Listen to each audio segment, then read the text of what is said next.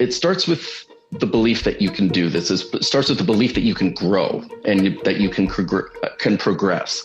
And that belief turns into action, and that action fuels progress, and that progress reinforces that original belief. So we want to get ourselves into a cycle, a self-fulfilling progress cycle, is what I would call it, right? Where we're momentum, right? Yeah, exactly. Yeah. And momentum is built through these small steps, and it could be ridiculously small. So if you set ridiculously small goals, like, okay, I'm going to do 10 squats and 2 push-ups, or I'm going to cut 1 pepper, instead of saying, okay, I'm going to go out there and run 10K, or I'm going to go out there and lift this much, or I'm going to cut out every single sugar and carbohydrate and anything pleasurable for the next, like,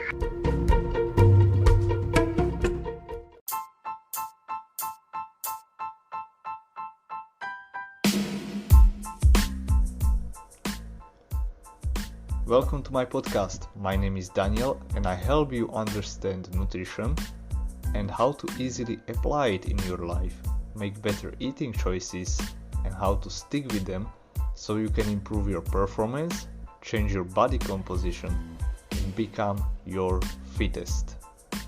I have been working with people who are just starting out on their healthy lifestyle journey, but also with fitness coaches to help them apply the nutrition science into practice.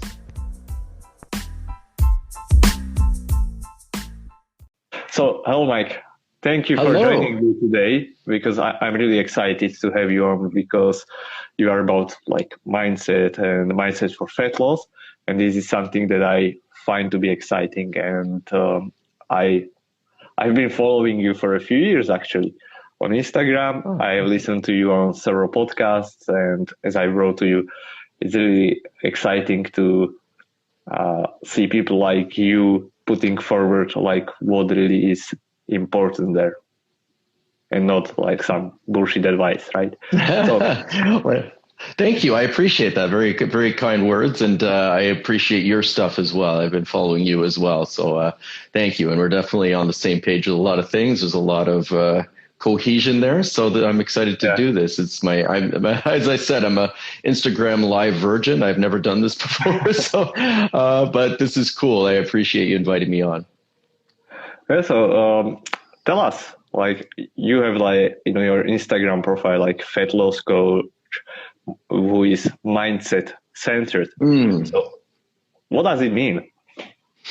Yeah, I mean, I've been in the industry now for 20 years, and I could say with great honesty, I'm kind of a slow learner. So, you know, I really focused a lot on the physical aspect of things, the X's and O's of progress and change and body composition. So, you know, your eating, your nutrition, and your exercise component. And then I really started doing a deep dive into, you know, the psychology of things. And the mindset of things, and even more deeper than that, the biology of change, and why we do the things we do and why we don't do the things we want to do. So, mindset is a very sort of deep, all-encompassing, multi-layered entity. But so I'll try to break it down in sort of as easy, kind of small steps as humanly possible. So basically, when I talk about mindset, it's, you know, we're trying to cultivate what they call a growth mindset. We've probably heard this. It's become very popular in literature, self-help literature, specifically in the past few years, you know, having a growth mindset versus having a fixed mindset. So basically, a growth mindset implies that we believe that we can change. We believe that we can progress. We believe that we can learn. We believe that we can grow. And within that, there's other layers, and it has to do with, you know, our self-talk and our identity. And a lot of times we have, just through past experiences, we've adapted all of these what I would call dysfunctional mindsets and mind frames when it comes to, you know, how we feel about ourselves and how we feel about our abilities. And this is made worse sometimes by, you know, popular media and social media and our current, I guess, social environment, and it becomes cyclical. So I think that's one of the first things that I look at when we want to change, and how we develop that, and how do we take action towards developing just healthier mindsets in that sense. And a lot of that comes down to taking small action. And a lot of that comes down to more aligning with who we want to identify as. And we can get into self-talk. So I'll let you sort of take over there from there if you have anything to jump off of that, and then we can kind of springboard from there and see which direction we can take this. So just one of the first things that comes to my mind, it's like when we talk about mindset, I realized that sometimes people, they don't gravitate towards it. Like mindset is like, I would say, the next thing, right? When a person starts thinking about like, I want to lose weight, they are not necessarily thinking about mindset. It's like they need to graduate towards that. They maybe don't have like information, awareness, these kind of things. So what they focus on is like, I want to just lose weight. I will cut, I don't know, carbohydrates, bread, or I start doing like HIIT workouts, and that's the way to go.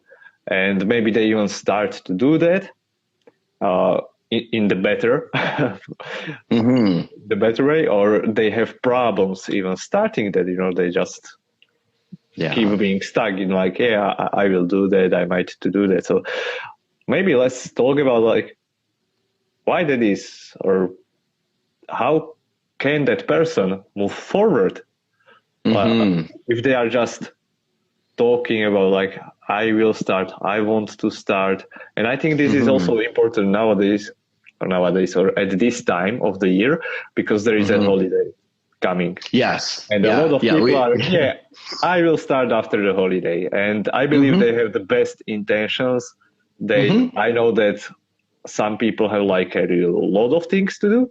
So maybe let's unwrap that. Like, let's unpack. Should we even start like before holidays, or is it just an excuse? Or what's your take on this?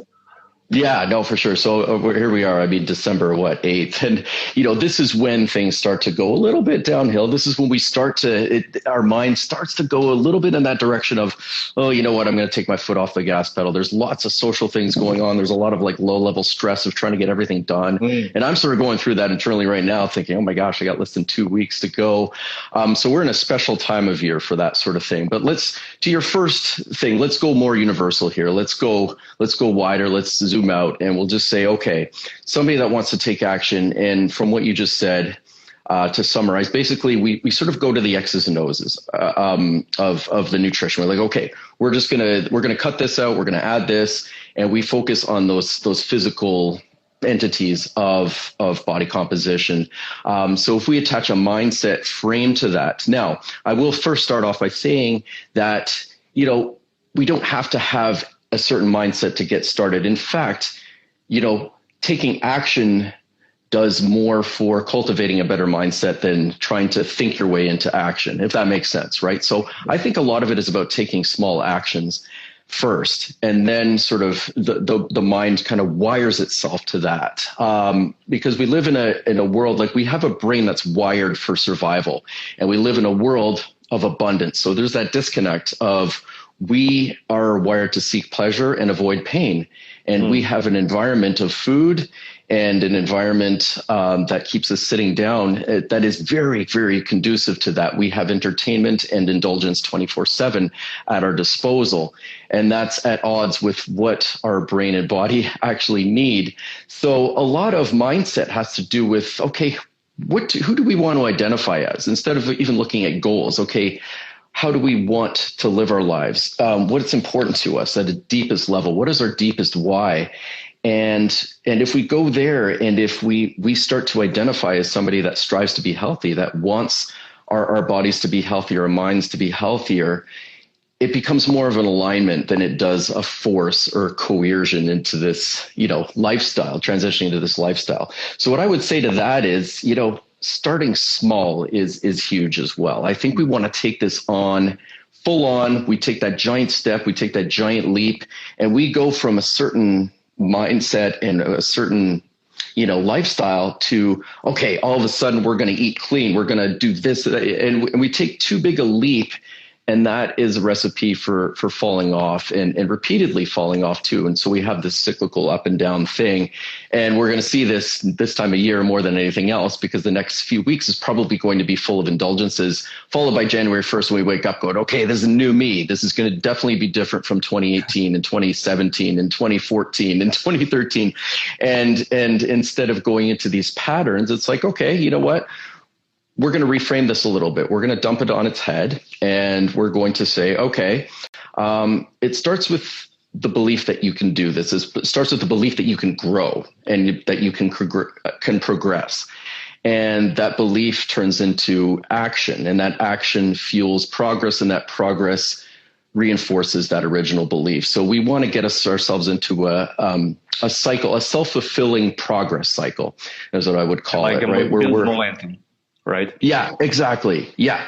And momentum is built through these small steps, and it could be ridiculously small. So if you set ridiculously small goals, like, okay, I'm going to do 10 squats and 2 push-ups, or I'm going to cut 1 pepper, instead of saying, okay, I'm going to go out there and run 10K, or I'm going to go out there and lift this much, or I'm going to cut out every single sugar and carbohydrate and anything pleasurable for the next, like, however long. It starts with those small steps and those small actions. Don't worry about taking 10,000 steps. Take 1,000 more than you did yesterday, right? Don't worry about getting a certain amount of protein. Get, maybe 10 grams more than you did the day before. Maybe wake up 15 minutes earlier. Go to bed a half hour earlier. So these are small steps that we can take that are going to make big compounding differences over time. So ripples make waves. Right. So we want to create these ripples. And that's the thing. This can start now. And that's why I'm hammering away at my clients and my audience right now. Don't let go right now. Enjoy the holidays, right? Like, absolutely. Go to these parties.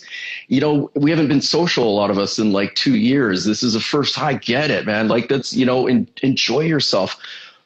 But keep thinking about your identity, who you want to identify as, and have that implementation intention where you're like, okay, you know what? I've got a party to go to this night. I'm going to have 1 drink. I know this place is serving really good desserts. I'm going to pick a 9 or 10 out of 10 dessert. I'm going to enjoy it slowly, deliberately. And I'm going to do it. But like, if you take your foot completely off the gas, then you wake up January 1st going, oh my gosh, I can't believe I did that.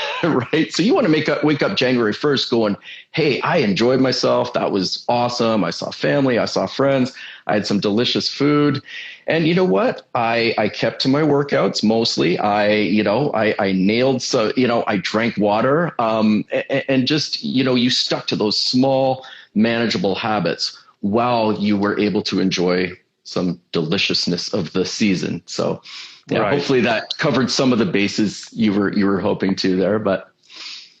Yeah. So I guess to wrap it up, it's like, take small actions is more important than just like overthinking things, because there are certainly this type of people who can just, I need to think about it. I need to figure out like my deepest why. And then there are people who are on the opposite side of the spectrum, and they don't want to think at all.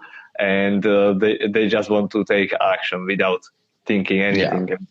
Actually, this reminds me of my like high school and programming teacher who told us like, okay, before you start writing a computer program, you go to a whiteboard and you sketch it out. So it will save you time down the line. I mean, and it's like a really great practice to do. So that's something that I took away from that, and I constantly applied. I mean, in other areas of the life, like I don't want to have every detail figured out, but I want to have the direction where I want to go. Absolutely. Yeah. And that's about, mapping out the process. And that's a very good point. And 2 points to that. So number one, having process orientation, right? So we're looking at the goals behind the goals. A lot of times when people come to us, okay, I want to lose 10 pounds. I want to lose 20 pounds, or they have a physical goal, which is great. But we tend to hyper focus on that end goal, and we don't spend enough time into the weeds of mapping out that process. And one of the things I learned too, and you talked about programming class in high school. I took typing, so I'm way older. I'm like programming. Yeah, there was computers when I was young. Don't get me wrong, but like we didn't have programming classes. But to use a technological example, using a GPS system rather than a roadmap.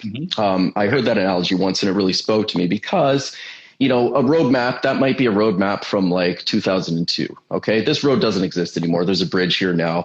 We don't know about the speed trap here. We don't know about the potholes here. They're doing construction here now. Whereas a GPS now, our modern technology, GPS is in Waze. It says, okay, there's a speed trap there. There's construction here. This is a better route. And this is sort of what we want to be thinking about, where we keep our goals and we keep our processes dynamic. We focus on what's going to get us to the end goal. So we focus on getting better sleep. Don't worry so much about how many carbs or fats or protein you're eating. Worry about getting to the grocery store, right? Don't worry about how many miles you're running on the treadmill, how much you're lifting. Get your butt to the gym 4 days a week, right? So it's just that you're creating that pulse, you're creating that rhythm where you're doing something every day that's going to benefit your health. And again, through that, we're getting compound changes. It doesn't, because that's the thing. It's hard to stick with it when we don't see physical results right away. Like 4 days a week at a gym and eating really well might not change much in terms of body composition. And conversely, we're not going to notice that much if we have like 4 days worth of like fast food. But the compound effect of that is going to mount. And to that other point too, I would say, our environment, shaping our environment is everything. So, and that starts with good grocery shopping, but having things accessible. That way we're not relying as much on willpower, not relying as much on motivation per se. We're designing our life in such a way that we're relying less on having to kind of white knuckle it to avoid things. So if we have healthy things that are at arm's reach, I have a glass of water here, but if things are sort of eye level in our fridge, then we're more, and in our social environments, we're shaping our environment in such a way, the best we can, to get the results we want, to be able to process our way into these, physical results. Yeah, totally. And I mean, there are so many things that you just mentioned. So to recapitulate, maybe somebody might have missed it, is design your environment for the success so you don't rely on your willpower. Because, I see it constantly. People, they say, yeah, I just need motivation. I just need to, or maybe they have that motivation right now, but they think or assume that they will have that motivation even tomorrow. And usually they wake up tomorrow and there is no motivation anymore. Maybe next week there is no motivation anymore. So yeah, putting things that you want to eat more of, rather, to keep them around, to keep them inside. So maybe putting them on the eye level in the fridge or wherever. Things that you don't want to eat, probably hide them somewhere. I have actually here, what's there?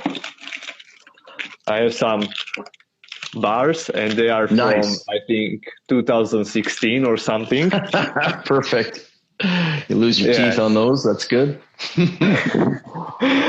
Now it is a self-defense tool. Anyway, so these are some really great tips for how to actually start and to make that simple, small process, focus on the process is what you mentioned as well. And you also use that analogy with GPS versus the map, which I really like. And how I think about it is actually that when we think about it, we can have that GPS, and that GPS in the modern terms, in the terms of nutrition, can be like your fitness tracker. Maybe it's like step counter, but usually now I will speak in context of calorie counting and so on. And I see that people who come to me, they often are counting calories, but they are still struggling. And it seems like when I use that analogy, it's like they are reliant on that GPS, but once that the GPS, maybe the GPS is outdated or Right. it's incorrect or something like that, then they cannot navigate without this GPS. Yeah, that's a good point. I like where you took that analogy. Sometimes the GPS shows you like you should go that way, but if you go there and there is a wall, you don't just go there, straight into the wall just because GPS tells you. Yeah, don't run into the wall. And there might be a couple of walls you have to climb or reroute. And that's life too, right? We can use that. We can go a lot of places with that GPS analogy. I like it. But yeah, and to your point, I mean, tracking doesn't work for everybody. It doesn't work indefinitely. And, we could go on a long tangent about tracking, and there's different ways you can track. But I mean, I think at a very fundamental level, at a very, very sort of basic level, I believe that it's just nailing basic habits and just doing something you can do consistently every day. And, and that, if you do fall off and, if you have very specific body composition goals, then yes, maybe track for a little bit until you get an idea of sort of portion sizes and you're really sort of dialed in. And then we can take a more sort of intuitive approach. So that's, I think we tend to look at things in dichotomies in the fitness space, right? Exactly. Where, you're either tracking or we're just eating intuitively. But I think there's room for both. And I think both can be effective in various times in your across your journey, right? But ultimately, I mean, we want to be able to train ourselves to sort of, eat when we're hungry, eat until we're sort of satisfied, and not be too reliant on the tracking aspect of it, because some people it can become obsessive, and to be honest, I mean, I'd say 90% of people, that's just something they're just not going to do for any lengthy period of time, right? So then we take a step back. How can we track something without tracking from a granular split? We take it less granular. We take it less specific and just say, okay, just tell me how many vegetable servings you got today. How many protein servings did you get today? And it's easy to, we have wearables now, so we can easily track steps, and we can easily, without that much, using that much brain capacity. So yeah, there's a lot of different ways to approach and tackle this, and we have to find the right one, and every individual has to find the right one for them. Yeah, I completely agree. I mean, it's a tool in your toolbox, and it's not, I guess, for everybody all the time. So there is a time and a person when it works for, and when we should use that. Yeah, for sure. Yeah, so what would you actually maybe advise to people who are thinking about this, like, I will start in January or whatever? Is it something that you should tell them, like, okay, let's start in January, or would you nudge them or push them, like, let's start right away? That's a great question, because I think, instinctively it's like, okay, I mean, I would probe further and say, okay, what makes you think, what can you do right now? What can you do right now? Forget about January for a second. What can you do now or over the next couple of weeks? Like, what's possible? Instead of looking at this as a dichotomous way, okay, I'm just going to take my foot right off the gas pedal and we'll just go hard in January.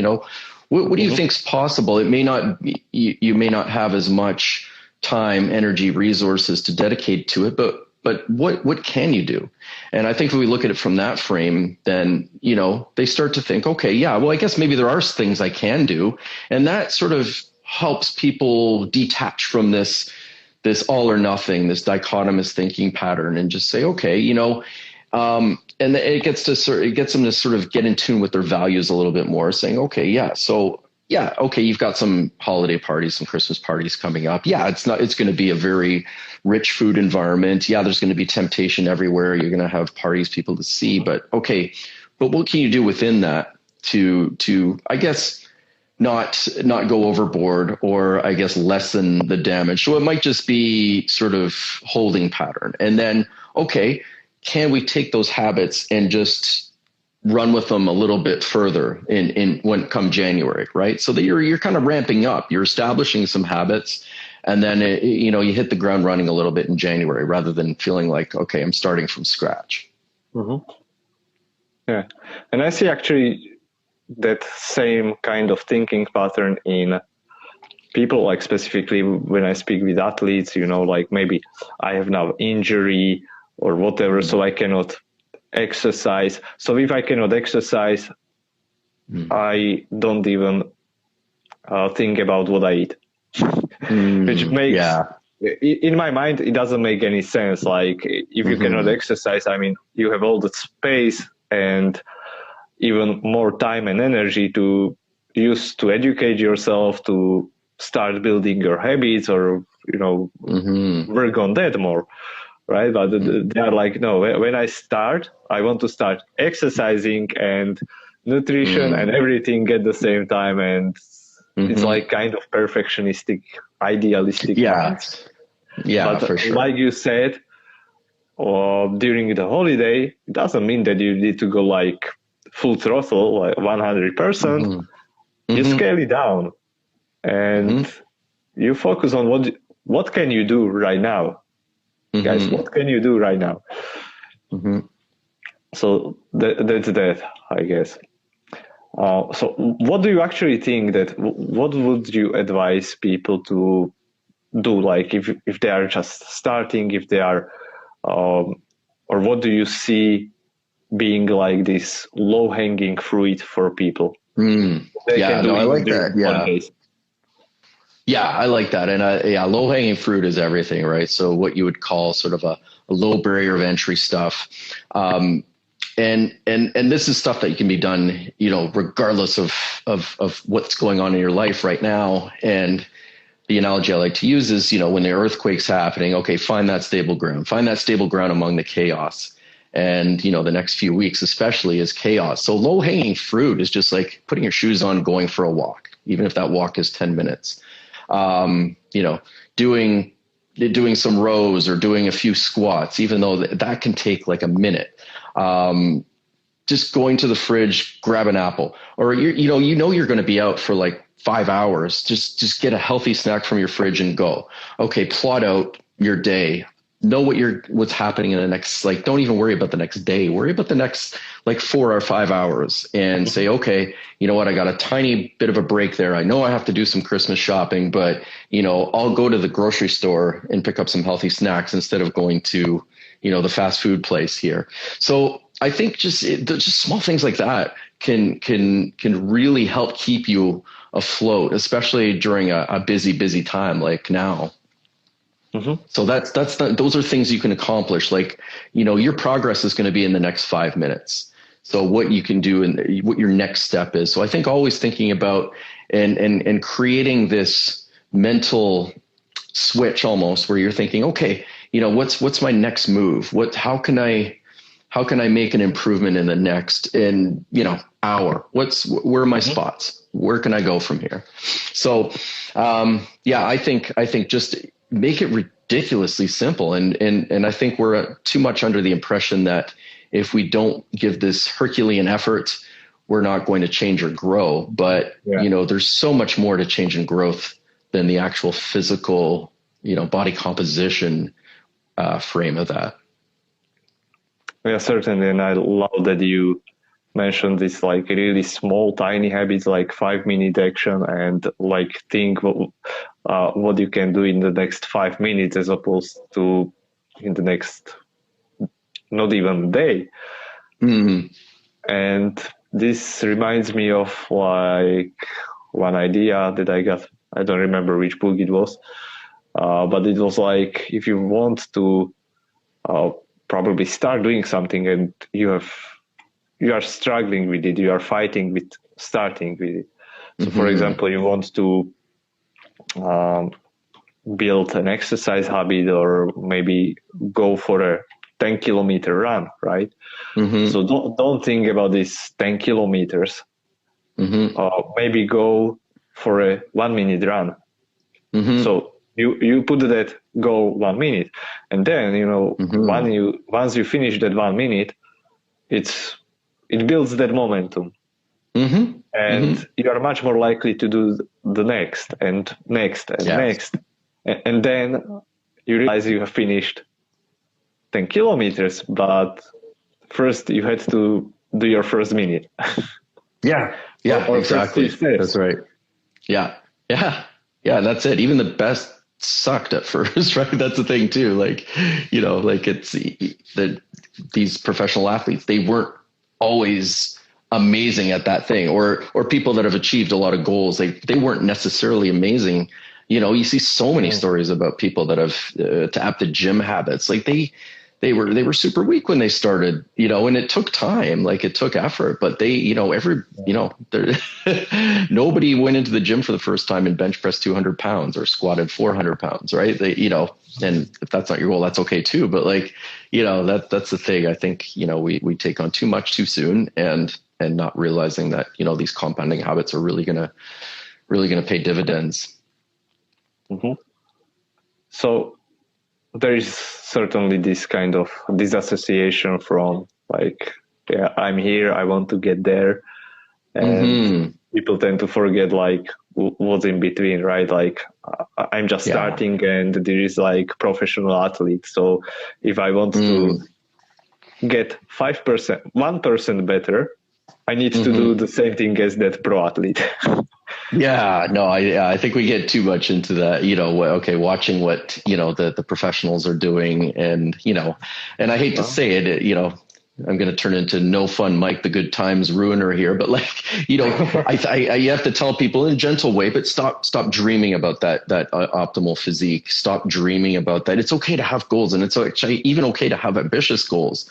But I think when there's not enough what they call mental contrasting when it comes to, or what's called sometimes a pre-mortem. So when you're looking at your goals, just say, okay, because we tend to look at it through the lens of, okay, it's January 1st. I'm hungover. Oh my gosh, this is the new me. It's going to be different this time. It's not going to be like 2017, 2014, 2013. This is it. I'm doing it now.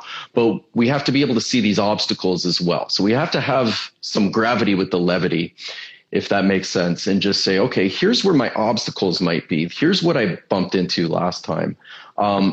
This is how we have to start thinking about how we're going to get through these obstacles before we hit these obstacles. And that's where the small steps comes in. That's where not thinking too big too soon comes in.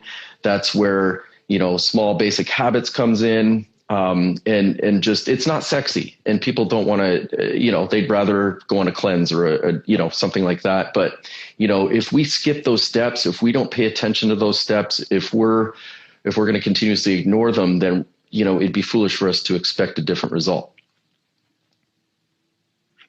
Right. Very well said. So I want to be respectful also of your time. And thank you for coming here. To wrap this up, what would your best advice to be? And maybe we will just repeat, or you will repeat yourself again, because I don't think it will be something out of this world again, some whatever. I get you. I think it's just focus on your very next step. And that's just in your next move, your next 5 minutes, your next, half day. You're never more than 5 minutes away from improvement or progress. Right. So I think that can become encouraging when we've had a string of bad days, or, it's been a rough year. It's been a rough 2 years. But let's focus on what we can do right now. Okay, what can we do to start putting those cogs in motion that's going to take us in a better direction? And that's the encouraging thing about all of this. No matter where you are, where you've been, you can do something about it, pretty much right now. Awesome, Mike. And thank you. Are you running any courses, or if somebody wants to maybe connect with you, or if they want to work with you, can you help people with? Oh, yeah, thank you. No, I have what's called the fat loss course. So basically, it's a comprehensive program or system where we do focus a lot on what we talked about, like the mindset, the habit aspect of things. So it's based on principles of habit formation. It's based on principles of working with our lazy brains to establish amazing habits to put us on the path of better results. So this is just kind of like, I keep refining it. I keep sort of changing it up and just, and through trial and error, I just like seeing what works, what doesn't work, and try to reach the most people as humanly possible through those methods. But I do have a free program as well, just kind of like a startup kit. So leanminded.com, you can just sign up for that. You just pop your email in and you can go from there, and just, there's free stuff on my Instagram account, and so scope it out. If you have any questions, I'm always here, but thank you so much for having me on. This is fun. Yeah, and I see that you like to have fun also through your post on Instagram. Yeah. Oh, yeah. I mix it up a little bit. I get a little cheeky.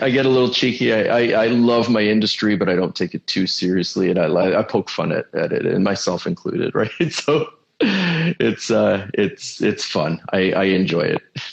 It's a good mindset to have. It's a good way how to stay sane, I would say, because also what I see is like people are struggling with the same things over and over again. We are addressing the same things over and over again. So why not have to have fun while doing so, or being a little bit creative, right? I try. Maybe what's your favorite food, favorite workout, favorite book? Oh my gosh, yeah. Oh wow, that's a lot of questions. So, oh man, I love. Okay, workout wise, I'm a pull up guy. I just love pull ups, and I if I see monkey bars, I'll just do pull ups. If that's a go to, if I've got there's a chin up bar, I'll do them. I love a variety of foods. My gosh, if I had to pick one, maybe it doesn't need to be like one very specific. Just it might be pizza. I'm not gonna lie. It's cliche, but pizza. Really hungry and really wanting. But what kind of pizza? Because like you said, there is like a wide variety of those. Yeah. Oh my gosh. You have Neapolitan style, Roma style, Chicago. And so on. Oh my gosh. Yeah. Like I'm a pretty basic bro. So like even just like a regular cheese or pepperoni, I'm okay with that. And favorite book. Let me see. Or it can be even a movie or a TV show. Yeah. No, favorite book. Okay, I'll just go with what I've read in the last kind of year or so, and going on our habits theme here. There's one by Professor Wendy Wood called "Good Habits, Bad Habits," and that one was really of the past couple of years. I find that one was probably the most useful and helpful and practical. It's not an exciting read by any stretch, but it's like, okay, this is it was really sort of I found a lot of cohesion and alignment with, what I was trying to do. And she was a really kind of pioneer in a lot of the research when it comes to habit and mindset. So, yeah. Yeah, it's actually on my reading list, but I haven't got to it yet. So it's good. I recommend it. But yeah. Good, Mike. So thank you very much. This is awesome, Daniel. Thank you. I appreciate this very much. And thanks for joining in if you've joined in. And Have a fantastic evening, I guess, for you. Yeah, and anybody who is listening or watching this like later afterwards, guys, give it a like, whatever, share with somebody who it can help, especially those people who are constantly saying like, "Hey, I will start tomorrow, next Monday, next week, next January, whatever." Like, give them that gentle nudge, like. I think they will benefit from listening to that. They can just take this 5-minute action because that's what is necessary, and then this a good mindset, just to wrap it up, right? Like think in a 5-minute increments or 5-minute blocks of time instead of like something huge, and you will not get overwhelmed. You can be focused. And to that, I would just add like from the Stoicism, and that is like, is what I'm doing necessary? And that's the question. So if you are thinking about these 5-minute things, then you can also ask like, is this what I'm doing, like moving me towards my ideal body or whatever your goal is. Absolutely. Yeah. No, and I think having a mindset of agency, meaning like I'm in control, I can do this, this is in my realm of ability, and just knowing that you can grow, you can progress, you can change. And I think that's the very first step, right? And you're not always going to feel that way, and accept too that, that's just because you're having an off day or feeling like you can't do that doesn't mean you have a fixed mindset or a faulty mindset. It just means you're human, and you're going to have those days. But, if you have that default setting of like, okay, this is discouraging, but, I'm going to get up, dust myself off and keep going, that's going to get you the furthest. Yeah. Have self-compassion. Absolutely. Okay. Thanks so much, Daniel. Thanks for joining, everybody. Thank you. All right. Well, you have a great day. Have a great night, and we'll do this again sometime. Yeah, totally. I will be looking forward to that. Bye. All right. Thank you. Have a good one.